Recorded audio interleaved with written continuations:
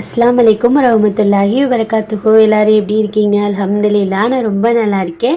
இன்றைக்கும் எப்பயும் போல் ஒரு டே இன் மை விலாக் தான். டைம் இருந்தால் பாருங்கள், இல்லைன்னா ஸ்கிப் பண்ணிக்கோங்க.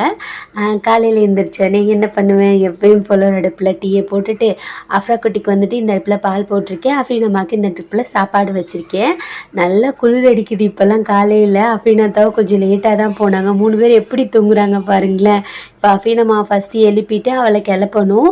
அஃப்ரா குட்டிக்கு கொஞ்சம் ஃபீவராக இருக்குது, அதனால் நான் அப்பப்போ செக் பண்ணிக்கிறது. ஏன்னா மண்டை மட்டும் சுடக்கூடாதுல்ல, என்ன சொல்கிறது, தலை மட்டும் ஹீட் ஆகக்கூடாதுன்னு சொல்லுவாங்க. அதனால் ஈர துணி வச்சு துவைச்சிட்டு அப்படியே இங்கிட்டு வந்துட்டேன். டீயை போட்டுடலாம் ஃபஸ்ட்டுன்னு சொல்லிட்டு இந்த அடுப்பில் டீ போட்டுட்டேன். ஒரு சிஸ்டர் வந்துட்டு, இப்போ உங்களோட சேலரி எவ்வளவு, அதுக்குள்ளே எப்படி மேனேஜ் பண்ணுறீங்க, க்ராசரி அதெல்லாம் பற்றி சொல்லுங்கன்னு சொல்லியிருந்தாங்க. இன்ஷால்லா இந்த வீடியோவில் அப்படியே நான் சொல்கிறேன்.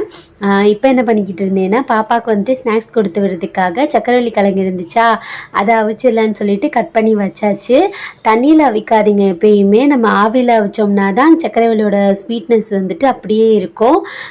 ஃபஸ்ட்லாம் பார்த்திங்கன்னா நான் தண்ணியில் போட்டு அவிச்சிருக்கேன். அப்போ இனிக்கவே இல்லையேன்னு நினச்சிட்டு இருப்பேன். அப்புறம் தான் கண்டுபிடிச்சேன் ஆவியில் தான் அவிக்கணும்னு சொல்லிட்டு.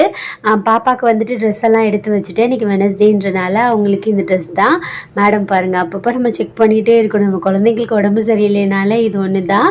அதுவும் பார்த்திங்கன்னா ஃபீவர்னால் கண்டிப்பாக வந்துட்டு தலையை வந்துட்டு சூடாகவே விடக்கூடாது, இல்லைன்னு வைங்களே ஃபிக்ஸ் வர நிறைய சான்ஸ் இருக்கா. அதனால தான் அப்படியே மிஷின்லேயும் துணியை போட்டாச்சு.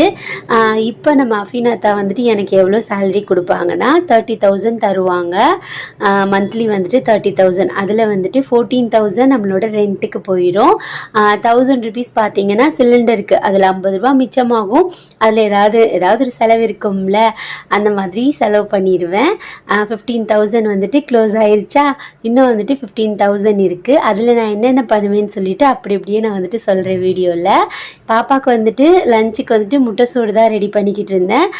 அஃபீனாத்தாவுக்கும் அப்படியே ரெடி பண்ணிடலான்னு சொல்லிட்டு சேர்த்து தான் ரெடி பண்ணேன். ஏன்னா அஃபீனாத்தா வந்துட்டு அஃபீனாமாவை ஸ்கூலில் விட்டுட்டு தான் போனாங்களா, அதனால தான் நல்லா மிக்ஸ் பண்ணிவிட்டு நல்லா நிறைய பெப்பரை போட்டுட்டு கொடுத்தாச்சு. கோல்டுக்கு அப்பப்போ நம்ம வீட்டில் பெப்பர் சேர்த்துக்கிடுவோம், நல்லது தானே உடம்புக்கும், அதனால தான்.